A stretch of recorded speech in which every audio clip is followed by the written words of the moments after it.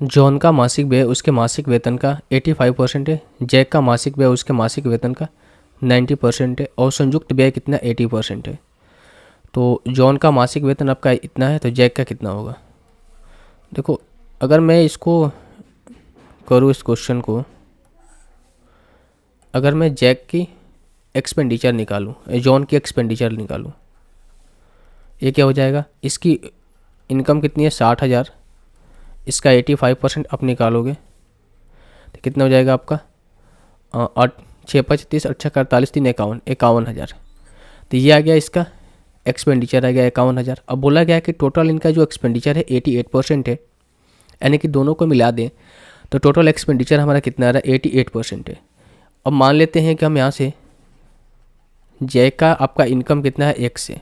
अगर जैक का income x है तो इसका एक्सपेंडिचर कितना है, इसका 90% है, तो एक्स का 90% कितना हो जाएगा 9x/10।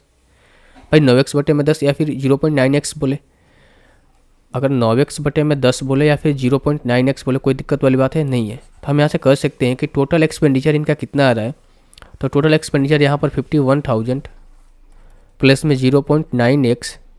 9x कैसे है मैंने आपको बताया, अगर इनकम इसका एक्स है, एक्सपेंडिचर 90% है, तो इसका एक्सपेंडिचर निकालेंगे कितना जाएगा 0.9x। और ये किसके बराबर होना चाहिए, टोटल किसके बराबर होना चाहिए भाई। टोटल उनका कितना है, एक्सपेंडिचर कितना है 88% है। अगर इसको कन्वर्ट करोगे तो ये 0.88 हो जाएगा, परसेंटेज को डेसिमल में कन्वर्ट करोगे तो हो जाएगा कितना आपका 0.88। अब देखो ये किसके बराबर होगा, एक्सपेंडिचर का 2.88% एक्सपेंडिचर के बराबर होगा। किसके, इनकम किसके, जॉन के इनकम कितने 60 के, और प्लस में किसका इनकम, जैक का इनकम। जैक का इनकम कितना मान के रखा है, एक्स मान के रखा है हमने। ये वैल्यू यहाँ से आएगी। अब यहाँ से क्या हम कुछ कर सकते हैं, अगर मैं यहाँ से कुछ इस तरीके से करूँ कि अगर मैं इसको मैं 88 को फ्रैक्शन में ही कन्वर्ट करता हूँ तो हो जाएगा कितना आपका 22/25, ये वैल्यू आ जाएगी। ठीक है भाई, और 25 जो है यहाँ पर इधर आके मल्टीप्लाई हो जाएगा। तो हम कह सकते हैं कि 25 × 5 प्लस में ये कितना हो जाएगा आपका 0.9x, और बराबर ये हो जाएगा आपका 22। और 22 में इसको मल्टीप्लाई करेंगे तो 6 दूनी का 12, और 6 दूनी 12 13 132, और इस पर 3 0, और ये कितना हो जाएगा आपका प्लस का 22x। ठीक है भाई।